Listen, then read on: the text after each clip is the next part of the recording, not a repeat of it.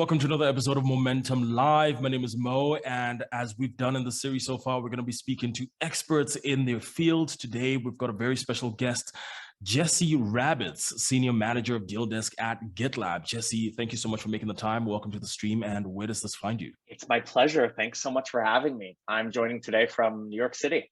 New York City, the Big Apple. Glad to hear it. So let's jump right into it. What's the most challenging thing about doing sales deals in the dev tool space? I understand that's where GitLab plays. So what's the most challenging thing about doing sales in that space? You know what? It's a hard question to answer because I think the challenges that sales teams face are very similar regardless of industry, at least in the tech space. I think, first of all, you have to have a good product and a good culture. No matter what you're selling or how you're selling it, it's got to be strong, right? You have to have the demand for the product that you're selling. And I think on top of that, you have to do so with integrity and in a way that follows a certain set of values. Something that is very important to us at GitLab is that we incorporate our values into everything we do. And that, of course, naturally goes into how we sell. Are we being collaborative internally with our sales teams? We've been collaborative with our customers and with our developer community around us. And are we making decisions that are efficient, that are results driven, that are inclusive? These are all the priorities that I think of. What kind of data do you track as part of your day-to-day role at GitLab? Whew, the limit does not exist, to quote Mean Girls, right? So what kind of data? So there's internal data, there's some external data. I'm looking at, first of all, what kind of deals are we working on? So I lead a team of 12 deal desk and order management professionals at GitLab, and we work with the global GitLab sales team. And so our primary regions are the Americas region, the EMEA region, and the APAC region. And so we're looking at what sort of deals are coming in each region. What is the complexity of these deals? Are we seeing trends coming out of a certain region, a certain sales team segment that are suggesting that maybe that region has some different priorities or some new challenges that we can face? I'm also looking at KPIs for my team and the work that we do. Right? How accurate are we with the deals that we're creating? How are we adhering to our SLAs, the priorities and needs of our sales teams, and what they're forecasting and how we can help them best hit their numbers and sell GitLab. You're talking about these different regions. So for companies that are looking to scale their enterprise sales teams, how would you advise them to do that? What's your North Star in that process? From a deal desk perspective, a lot of my priorities are enablement, information sharing, process documentation, efficiency. How can I make process clear to people across the world? We're not in an office, or at GitLab, no one's in an office. And so what tools do we have that we can use to be equitable in terms of access to information and process and, frankly, support? And for us at GitLab, I think that really means the democratization of information, making it equal, making sure that our processes and our policies and procedures are very clear, very transparently and widely communicated and frequently communicated, and that everyone has access to the same information. I think for issues like deal structure and important company policies, GitLab's a public company. There are rules we have to follow, and we have to make sure everyone's aware of that. I like this emphasis on inclusion, equity, and process documentation, or at least through the democratization of information. You're echoing something that Vandana Nair, who was one of our previous interviewees on the series, mentioned as well, that when you're running a deal desk team, it's very important to ensure that everybody knows exactly what the playbook is and how to navigate the challenges. And so, speaking of these challenges, in your experience, what's one easy mistake that deal desk teams make that could be avoided, honestly? Yeah, so my line here is teach them to fish. Something that I have experienced myself, that I've seen in other teams, is the deal desk team can get really bogged down in being the helpers. I think it's important to provide your sales teams with the tools that they need to make the decisions they need, and frankly, the clicks that they need to make to get a deal out the door. And I think that can be done in many ways. You need to make resources available. You need strong enablement, processes clearly documented, easy to find, easy to follow. And I think you also have to set boundaries, frankly. I think the biggest mistake is that sales teams can become too reliant on a deal desk.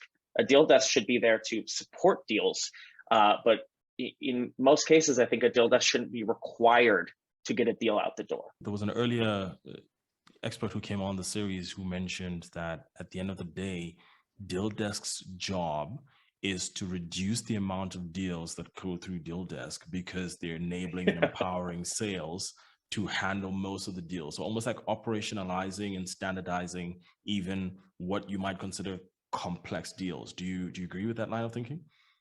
I agree wholeheartedly with that. You know, I think a deal desk team is sort of like, I think of it like this band of experts, right? A new problem comes up with regard to selling. Maybe you have a new route to market, right? Maybe a sales team in a company has decided to sell their product in a new way.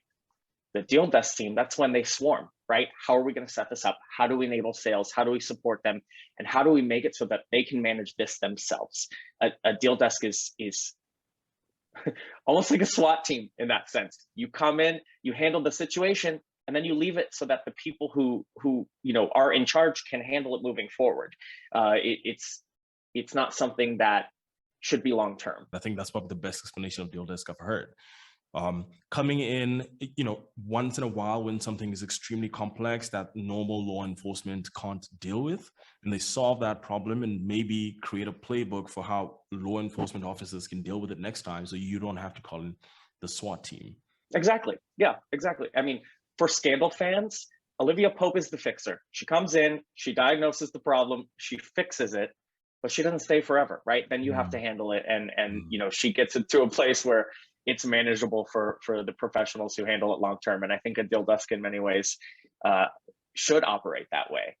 They should support new routes to market, new ways to transact, new deal structure problems, how to sell new products, things like that.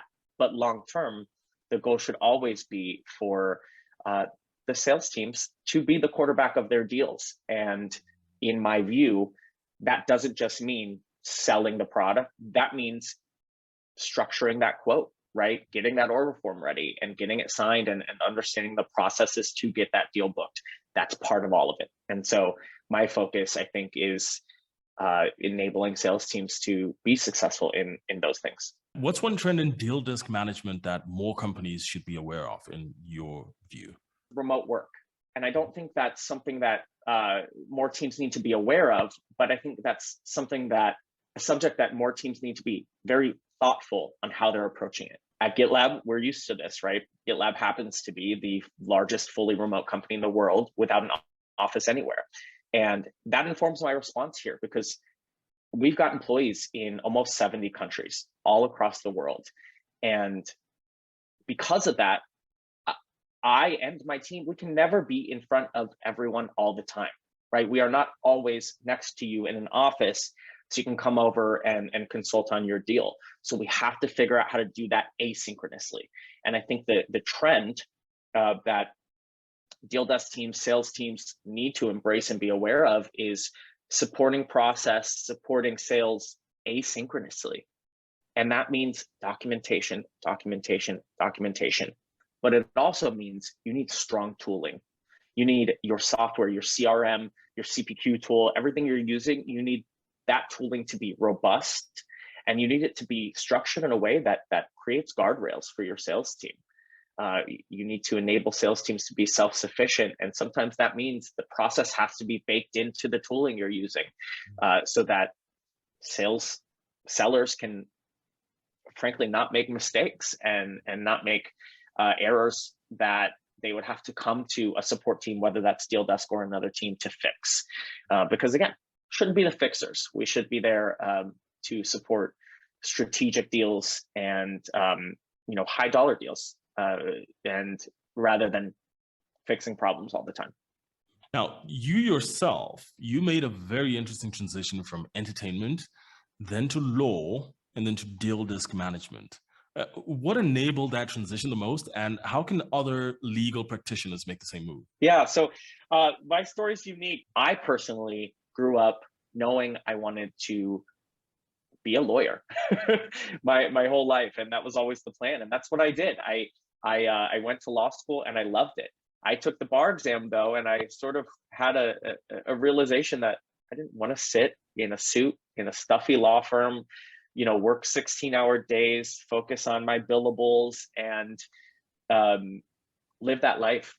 I think everyone makes different career decisions, but for me, the money that would come with that was not worth the lifestyle. And so I had to pivot. What skills did I learn in my career in law school, in undergrad, in other jobs that I had? What skills did I have that were translatable? And I found my way into a contract manager role at another SaaS company. And there, I started to work closely with sales. I worked a lot with sales contracts because I was barred in New York State and could practice law. I also, even though it wasn't kind of my priority in my role, I also began to negotiate customer contracts in certain areas. And I started to work a lot with sales and realized that they needed some other support as well, right? They needed some additional support that they weren't getting. And actually, one of my leaders on the legal team recognized the same thing and came to me one day and said, I think we should start a deal desk and I think that you should run it. To which I said, what's a deal desk? And the rest is history. I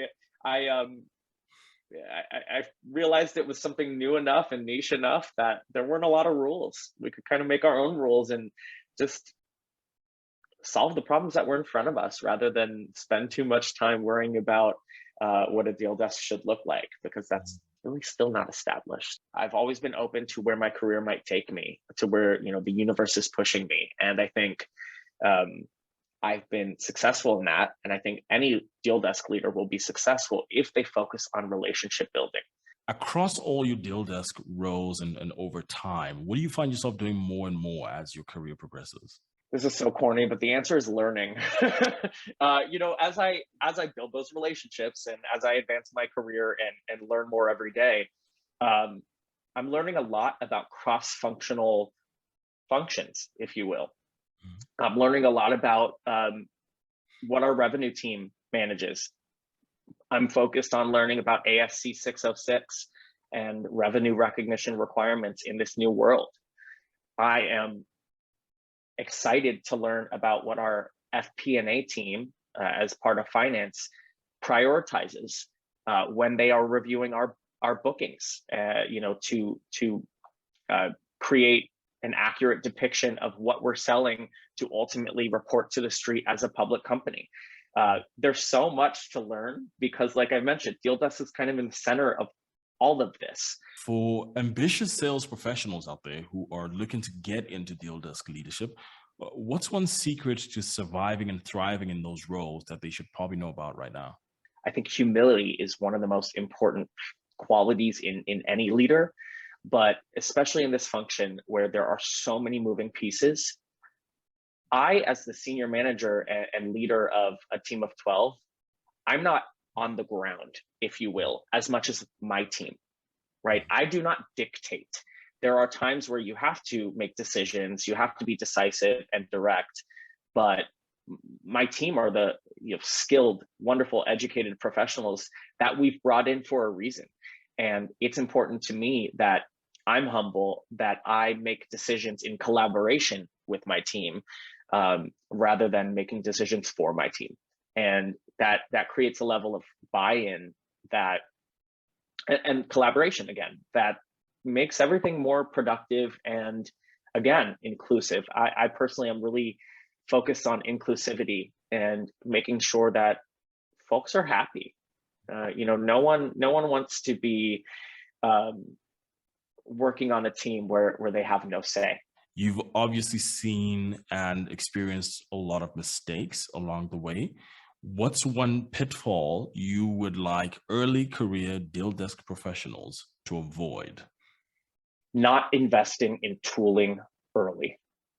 So for an early sales team, right? Let's say you have a tech startup or whatever, any kind of startup. The biggest piece of advice I have is invest in software. Get your sales, your CRM, Salesforce, whatever tool off the ground early. Invest in a systems team, right? Whether that's a systems administrator, software engineers, whoever can build up your tooling to make the software work for you and remove the need to have manual human intervention to get things done. That is the biggest piece of advice I have. And the biggest pitfall is not doing that, because then what you get stuck in is you have to hire people to take care of manual tasks that really a piece of software should be managing. And as you grow, that gets harder and harder to change. So my advice is start early with your investment in your internal tooling. I think it really saves people in the end. And really what I mean by that is get a CPQ tool. When you really start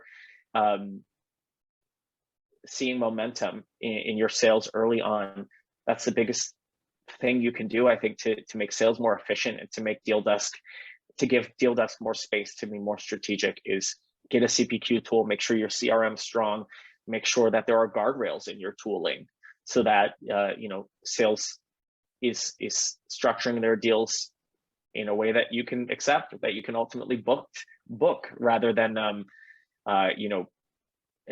relying on a Deal Desk team to do that for them. Well, I know it's usually hard to pick one, but what's one trait you're definitely filtering for as you're reviewing candidates? It is hard to pick one, but for me, I look for passion. It's a pretty easy, straightforward answer for me. I've been very fortunate to have joined GitLab at a time where we've been in hypergrowth. And that means I've been able to scale up my Deal Desk and order management team accordingly. And I look for people who are passionate, and they don't have to be passionate about what we're doing, about tech or Deal Desk or sales. I don't care if they're passionate about riding their Peloton every day. I just want to see that energy. I want to see that folks are engaged, that they care about what they're doing, that they want to learn and throw themselves into something. And I think passion is really the opposite of passivity and apathy. And I never want to hire someone who doesn't care. My first question in any interview is, tell me about you. And I don't mean your work experience. And that's maybe the most important thing I ask. If you could deliver one piece of sales advice on a billboard, what would it be? Treat people with kindness. I think it's very easy to get caught up in what we're doing in any area of life. And when you are laser focused on something, whether that's your career, a certain task at hand, it can be easy to forget about the context and forget about what we're doing. Now, I believe a lot in the product we're selling at GitLab. I believe a lot that software can change the world and that what we're doing matters. But none of us are saving people from death, right? None of us are curing cancer. It is important, but without being too flippant, it's not that serious. And it's not. And it's important to treat people with kindness, even in the midst of negotiations for the biggest sale of the company history. And some sales rep is going to walk away with a really nice paycheck, and we're focused on delivering the customer this value and making sure we're taking care of the customer. It can get heated and intense. I've seen it. And through it all, it's most important to be mindful of how you're treating everyone around you, even in those stressful moments. And that extends far outside of sales, professional environment. That's just life. But I think it's important in a sales org. I'm going to borrow your phrase for a little bit. Tell me about you. What's something quirky about you that most people don't know? What do you nerd out on? Well, this is a really hard question to answer. I'm going to tell you that. What do I nerd out on? Yeah, right. Well, I thought of this, and I thought of what's one random thing about me that no one would see on the surface, and that is the fact that my biggest dream in life is to be a contestant on The Amazing Race. So I'm obsessed with it. I love travel. I love to experience different cultures. When I was younger, I was an exchange student in South America. I want to see the world. And The Amazing Race is this awesome show where you get to use your mind, your body, your all of your skills, every tool you have in your toolbox, as you navigate around the globe in a race for $1 million. And I think the real prize is, I laugh because I feel like this is such a ridiculous answer, but I think the real prize is the experience and not necessarily the $1 million. That's a nice end if you win, but it's my dream. I've started applications. I've thought of different friends, family members, colleagues that I might be able to do it with one day. And that's my ultimate dream. I will jump out of that plane. I'll bungee jump off the dam. I will eat the bug. I will, do it all. I think that would be the coolest thing that could ever happen to me. I think when we release this video, one of the benefits of it is that it's going to open you up to a much wider pool of people who potentially also have the same plan or dream, and maybe you can find someone, a teammate, who can do the Amazing Race with you. Maybe we can get a Deal Desk Amazing Race team and teach the world what a deal desk is. I'll have to call Stephen Chung. That would be so dope. Yeah, I was just about to say, yeah, we should definitely speak to Steve about this. If you weren't working in deal desk management, what would you be doing instead? My first reaction to that question is I'd probably be practicing law, and I'd probably not be too happy doing so. I don't know, really. I just have a philosophy that you've got to listen to the stage directions that the universe is sending you. Whether you believe in a higher power, whether you are spiritual, whether you just believe in energies, I think that there are times when I'm being pushed in a certain direction, and I can either listen to that or not. And I choose to listen. And so I don't know what I would be doing, but I think that I would be doing whatever felt right in the moment. And, that's how I got here. Someone offered the idea of a deal desk to me, and I said, you know what? I'm intrigued. Let's keep talking about it. And here we are. Last question for you. How many countries have you been to, and which one is your most favorite? Oh, God. Well, I don't want to depict myself as someone who's been across the globe. I've been to 10 to 15 countries, nothing crazy. I will tell you, I spent about a year in my late teens in Chile, and it is a beautiful, diverse, wonderful country. That's what comes to mind immediately. I love Europe. I love a lot of the other countries I've been to. There are full continents I have yet to explore. I haven't seen Asia. I haven't seen the Middle East. I haven't seen Africa, and I would love to travel to a lot of those places. But in my experience so far, South America, Chile, it's beautiful. It's a long country with many different climates and diverse groups of people, and wonderful, friendly, loving people and cultures that I just really enjoyed. So shout out to Chile. And if anyone is thinking of a trip to South America, take this as my recommendation, because it's a wonderful place. Jesse, this has been a very illuminating interview. Thank you so much for making the time to speak to us today. I've been speaking to Jesse Rabbits, the Senior Manager of Deal Desk at GitLab. Jesse, we'll catch you next time. Thanks so much, Mo. I appreciate you having me today. And thanks everyone for watching and listening.